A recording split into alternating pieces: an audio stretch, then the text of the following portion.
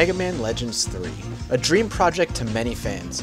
After 12 years of being left with one of the biggest cliffhangers of the early generation of games, it seemed Capcom was finally going to end the story of the Legends series once and for all. To top it off, it was a dream project for the fans and followers of the game. A completely transparent development from the ground up. We, the consumers, would see everything as it was designed and implemented. Not only that, we had a say. Fans could submit designs for Reaverbots and other enemies, vote on the art direction and looks of NPC characters among other features in the game via the Development Room website. To top it off, they were going to release the pseudo-prequel/test run of the game, aptly named Prototype version. It was going to be a demo of sorts, telling a mini-story of what happened immediately before Legends 3 kicks off, and allowing Capcom to see what kind of audience they had out there. Test the numbers, so to speak. Tens of thousands of fans rejoiced, and excitement could be felt among the Mega Man fan base. Then, unceremoniously, Capcom canned the project. So, what happened?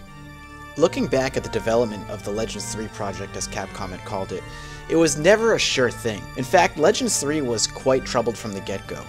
When first approached about bringing the sequel to life, Capcom was hesitant. For them, it was all about the numbers. Were they there? Were there enough people interested to make the amount of money they would have to put into the project not only worth it, but profitable? The answer was tentative at best. No one was really sure. But Capcom gave the okay to begin development, and it would be a game of ifs and buts from there on out. They would be keeping a close eye on the development of the game, the fans, the feedback. All of it would be kept under the watchful eye of Capcom.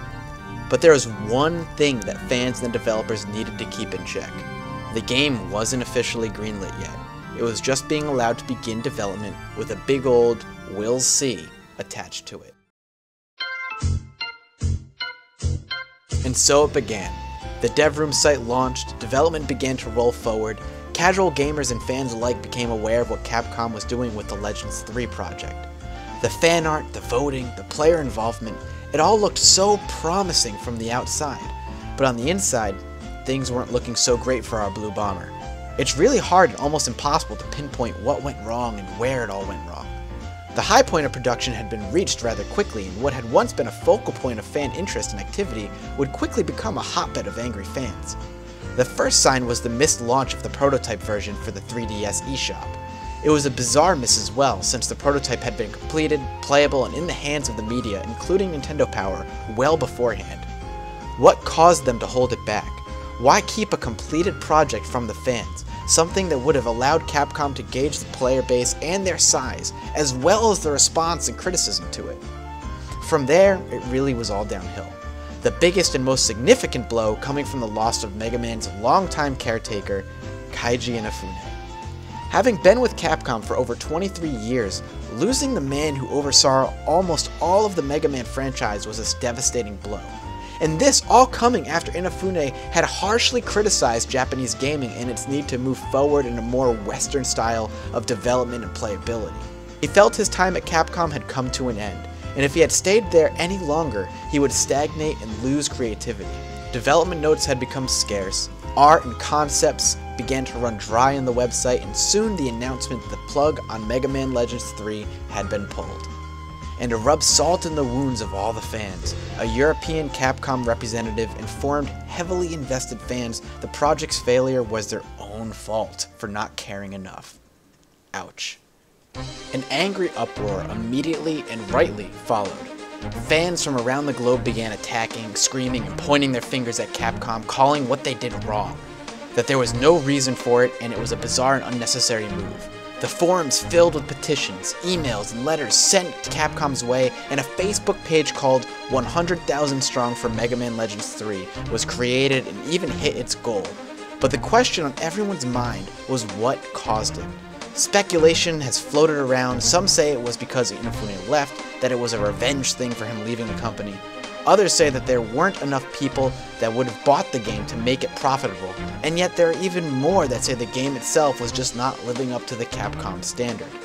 In other words, it was bad. But one can't really point at any one thing and say this is it, this is why it got cancelled. And chances are all of the above are the reasons it was put to rest, and then some. Maybe Inafune leaving was just the final straw. Maybe funding wasn't enough. Maybe the prototype really wasn't all that good.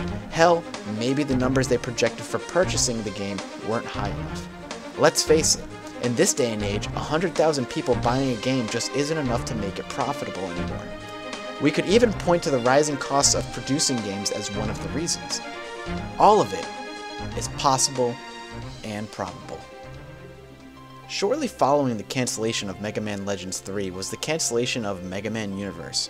You remember, that weird claymation type trailer showing off bizarre art and toting player-made levels. Many claim this was in fact the end of Mega Man as we know it, that he was indeed 100% gone from our gaming libraries for eternity. But recently Capcom has said that Mega Man will be back. In what form or how he'll return is still unknown. What Capcom has made clear is that Mega Man Legends 3 is not returning, and that we will not see or play the sequel to a game almost 12 years old. Whether Inafune leaving was the reason, or it was just some bizarre twist of fate, we can all rest assured it was cancelled prematurely, and that even though we won't see Mega Man Legends 3 properly, its development and moreover its fan base made a wave in the gaming industry. Forever will the unfortunate and untimely death of such a cult favorite be remembered. R.I.P. Mega Man Legends 3. KIA.